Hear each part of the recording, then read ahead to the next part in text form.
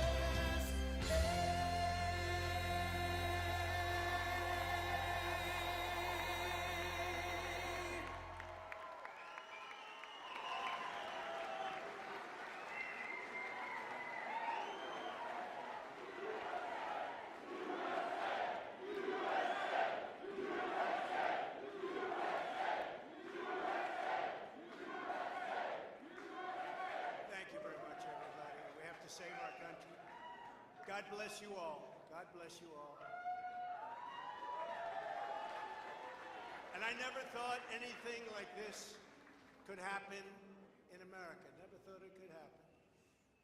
The only crime that I have committed is to fearlessly defend our nation from those who seek to destroy it. From the beginning, the Democrats spied on my campaign. Remember that? They attacked me with an onslaught of fraudulent investigations. Russia, Russia, Russia. Ukraine, Ukraine, Ukraine. Impeachment hoax number 1. Impeachment hoax number 2. The illegal and unconstitutional raid on Mar-a-Lago, right here. They're lying to the FISA courts. The FBI and DOJ relentlessly pursuing Republicans. The unconstitutional changes to election laws by not getting approvals from state legislators. The millions of votes illegally stuffed into ballot boxes and all caught on government cameras. And just recently, the FBI and DOJ in collusion with Twitter and Facebook in order not to say anything bad about the Hunter Biden laptop from hell, which exposes the Biden family as criminals and which, according to the pollsters, would have made a 17-point difference in the election result. And we needed a lot less than that, like about 16.9. It would have been in our favor, not my favor, our favor, because our country is going to hell. And we remember the 51 intelligence agents who said Hunter Biden's laptop was Russian disinformation. It didn't exist. It was Russian disinformation. Remember that? And that was all confirmed strongly by the FBI when they all knew that it wasn't Russian disinformation. And so much more. Our elections were like those of a third world country. And now this massive election interference at a scale never seen before in our country, beginning with the radical left, George Soros-backed prosecutor Alvin Bragg of New York, who campaigned on the fact that he would get President Trump. I'm going to get him. I'm going to get him. This is a guy campaigning. You want to get President Trump at any cost, and this before he knew anything about me, didn't know a thing about me. He was campaigning. Everybody that has looked at this case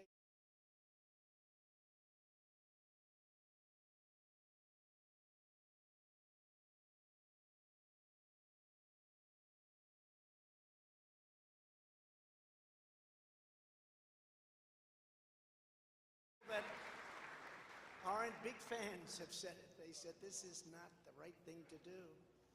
It's an insult to our country, as the world is already laughing at us for so many other reasons, like our open borders, our incompetent withdrawal from Afghanistan, where we left behind American citizens, $85 billion worth of the best military equipment in the world, lost 13 magnificent young lives, and far too many to mention that are so badly hurt with the loss of arms and legs and facial obliteration. The most embarrassing time in our country's history, in my opinion.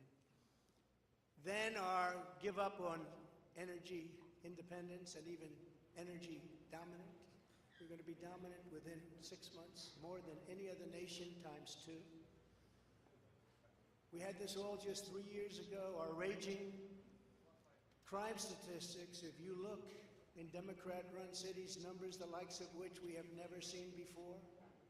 The open threats by various countries of the use of nuclear weapons, something never mentioned or discussed by outside nations during the Trump administration, and which could very well lead under the Biden administration's leadership to an all-out nuclear World War III. Can happen. We're not very far away from it, believe it or not. An economy that has been crippled by the biggest inflation we have seen in more than 60 years, and a military that I used to defeat ISIS in 4 weeks. They said it would take 4 years. 4 weeks. To kill al-Baghdadi and Soleimani, that has now gone woke at the top levels by trying to indoctrinate everyone down to the lowest ranking patriot. But now they have really stepped up their efforts by indicting the 45th President of the United States, who received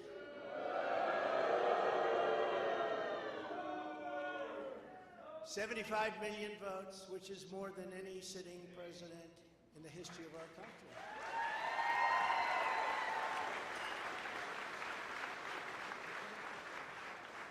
And in the wings, they've got a local racist Democrat district attorney in Atlanta who is doing everything in her power to indict me over an absolutely perfect phone call, even more perfect than the one I made with the president of Ukraine. Remember, I kept saying that's a perfect call. This one was more perfect. Nobody said, "Sir, you shouldn't say that." Many people on the phone were hung up in disgust because of something I inappropriately said, because nothing was said wrong. In fact, at the end of the call, we agreed to continue our conversation about election fraud, specifically in Georgia, at a later time. Many people on the phone, including lots of lawyers, nobody found anything wrong with that perfect call until a book promotion tour many months later. All of a sudden they say, "You know, I remember Trump making a call. Let's look at that." This fake case was brought only to interfere with the upcoming 2024 election, and it should be dropped immediately.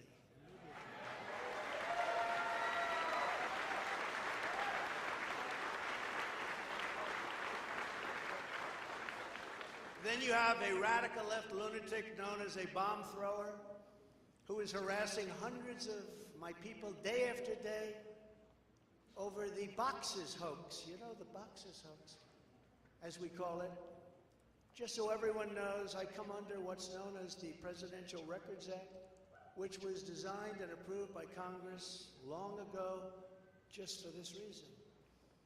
Under the act, I'm supposed to negotiate with NARA, the National Archives and Records Administration, which as of this date is a radical left troublemaking organization that red flags the Constitution of the United States and the Bill of Rights as dangerous and triggering. Can you imagine?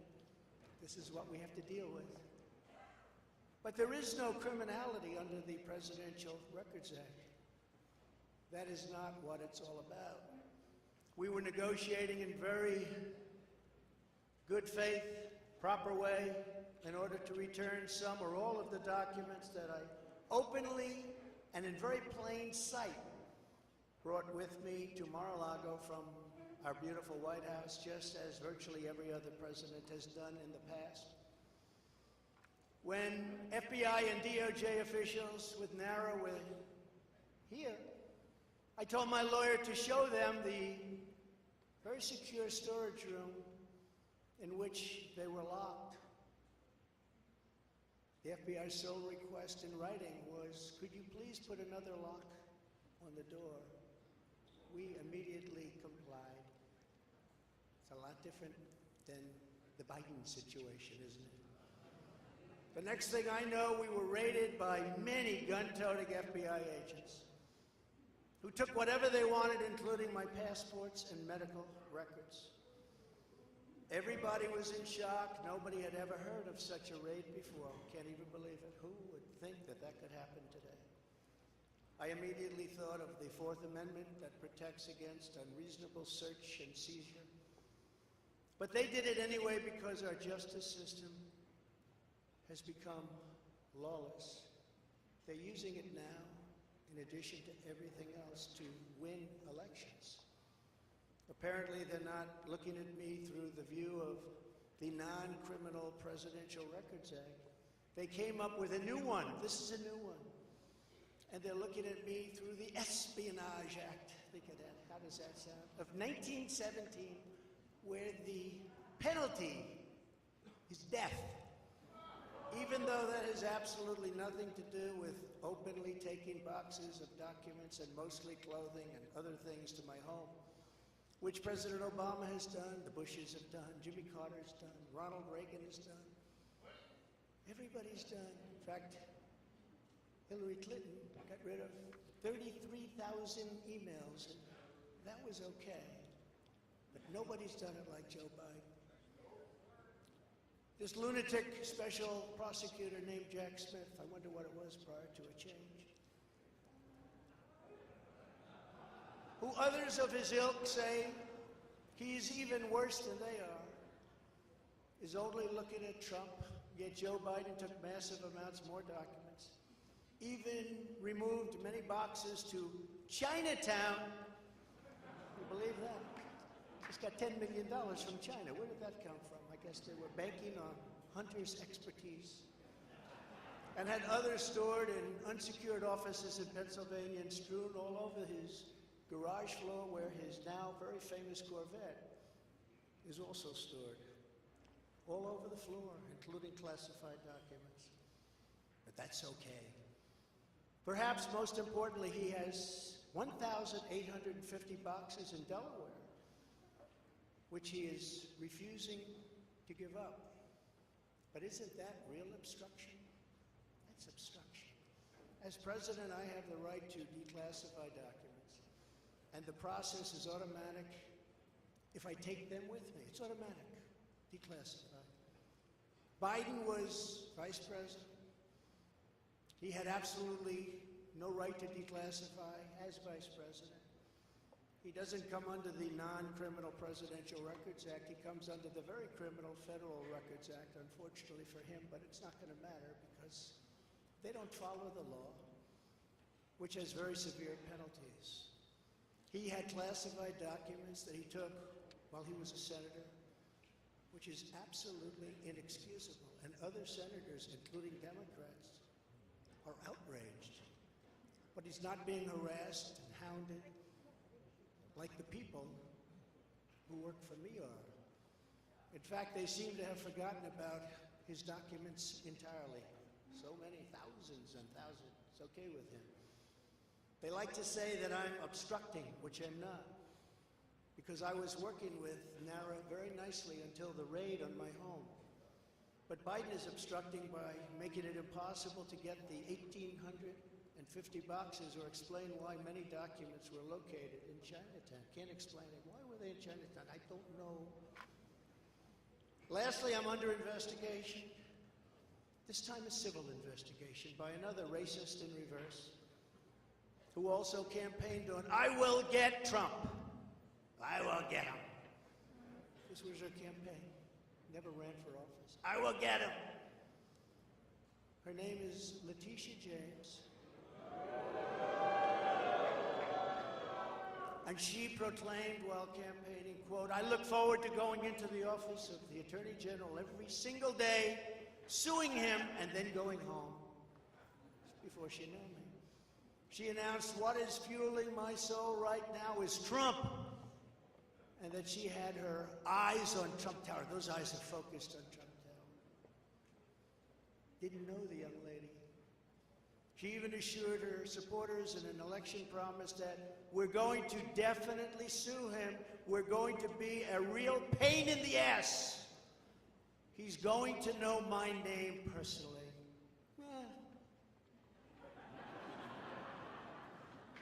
And then she claimed that I was an illegitimate president. Think of it. With all we did on energy, with all we did on the military, on taxes, biggest tax cuts in history, biggest regulation cuts in history, right to try, people able to get drugs now that aren't approved.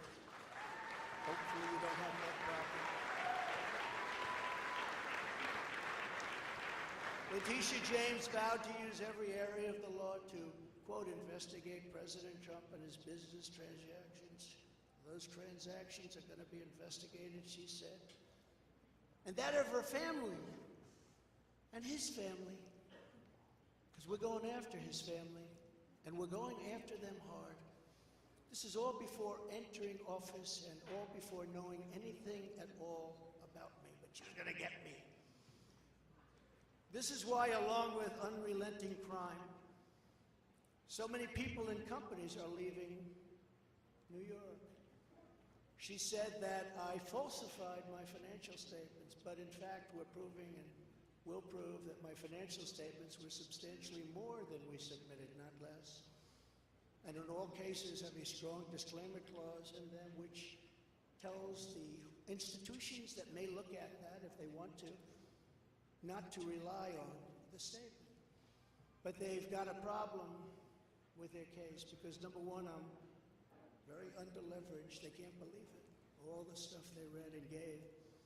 And have very little debt relative to the value of assets. And importantly, not one bank has lost even $1. She was investigating me to save banks. They have very good lawyers. But they didn't lose $1 with us during this period of time. In fact, the banks we're talking about made almost $200 million off Donald Trump, and they liked me very much. We never missed a payment, never got a default notice, had a great relationship with all of them.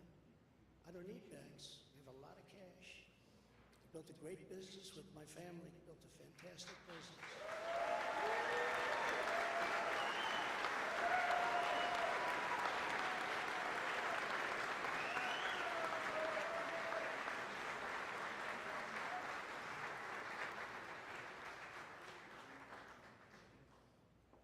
Son here who's done a great job, and I have another son here who's done a great job.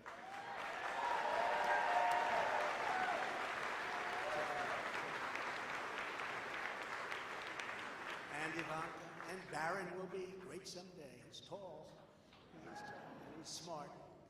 But I have a great family, and they've done a fantastic job, and we appreciate it very much. They've done well. So she's suing me over banks that weren't defrauded, when she should be focused on violent crime that's driving people out of the state. This is a persecution, not an investigation. She's put our family through hell. It's cost hundreds of millions of dollars to defend, but our heads are held very, very high.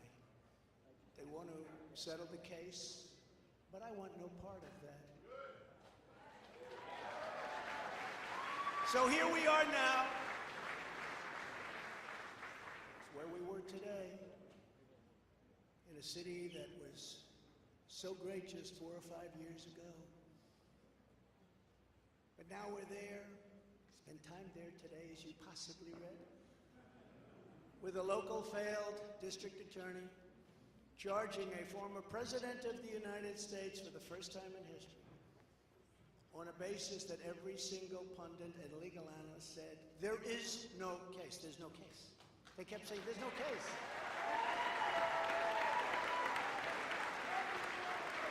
Virtually everyone. But it's far worse than that, because he knew there was no case. That's why last week he delayed for a month and then immediately took that back and threw this ridiculous indictment together. Came out today, everybody said, this is not really an indictment, there's nothing here. My lawyers came to me and they said, there's nothing here, they're not even saying what you did. The criminal is the district attorney because he illegally leaked massive amounts of grand jury information for which he should be prosecuted, or at a minimum, he should resign.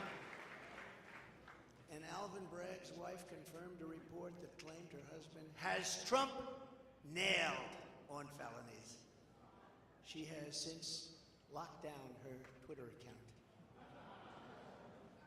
His chief prosecutor, who represented the Democrats and crooked Hillary Clinton in a firm run by Chuck Schumer's brother, Robert, he quit the firm in order to go to work in the DA office in order to get Trump. Can you imagine that? Hillary Clinton's lawyer, Democrat firm. Ultimately, he quit as chief prosecutor because Bragg didn't think he had a case. Think of that same guy that brought this ridiculous thing today. Yet during his investigation, this prosecutor named Mark Pomerantz wrote and published a book saying all sorts of privileged things and has been very strongly reprimanded. He was reprimanded so strongly. I've never seen anything like it. That's probably the end of it. But what he did was probably very illegal. But he was very, very strongly reprimanded. Even District Attorney Bragg was furious with him. They were having a tremendous fight in the office because of it. But hope is never lost because various prosecutors in the DA's office also quit because they thought President Trump was being treated very unfairly. How about that? Isn't that great? Oh, I love them. I'd like to meet them. I'd like to meet them. The DA's office even had a web page. Meet the team of executives who have done this to President Trump. That was the title. Isn't that nice? They immediately had to take it down. Meanwhile, overall, crime in New York was up 30% last year. Much more than that the year before, with felony assaults, robberies, and burglaries all up by massive, massive numbers. Not the same place that I know, not the same place that you know. And this is where we are right now. I have a Trump-hating judge with a Trump-hating wife and family whose daughter worked for Kamala Harris and now receives money from the Biden-Harris campaign and a lot of men. We recently had another trial, and the same judge told the fine man who worked for me for many, many years that if you admit your guilt, you will be in jail for 90 days. But if you don't, if we go through a trial and you're found guilty, you're going away for 10 years and maybe longer, which for a 75-year-old man with a great family really means life. What the prosecutors and judge did to that man, I will never forget, because it's right out of the old Soviet Union. That's where we are. They said, you say anything about Trump, meaning that's bad, and you won't even have to serve the 90 days. You'll walk free. And they say that to many of my employees. We have this Jack Smith lunatic threatening people every single day through his representatives. They're threatening jail terms. But talk about Trump and you'll go free. This is where we are as a nation. Who would have thought? They can't beat us at the ballot box, so they try and beat us through the law. That's the country in which we live, however, right now. The USA is a mess. Our economy is crashing. Inflation is out of control. Russia has joined with China. Can you believe that? Saudi Arabia has joined with Iran. China, Russia, Iran, and North Korea have formed together as a menacing and destructive coalition. Would have never happened if I were your president. Would never have happened. Nor would Russia attacking Ukraine have happened. All of those lives would be saved. All of those beautiful cities would be standing.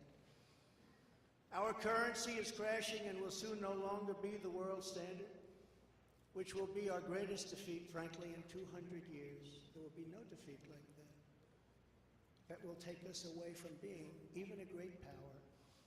If you took the 5 worst presidents in the history of the United States and added them up, they would not have done near the destruction to our country as Joe Biden and the Biden administration have done.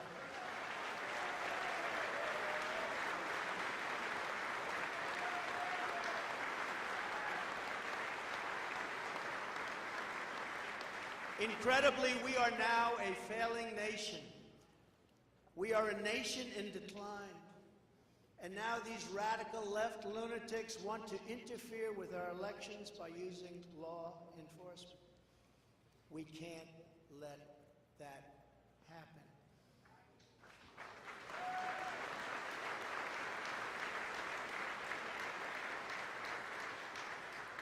With all of this being said, and with a very dark cloud over our beloved country, I have no doubt, nevertheless, that we will make America great again. Thank you very much. God bless you, and God bless America. Thank you very much.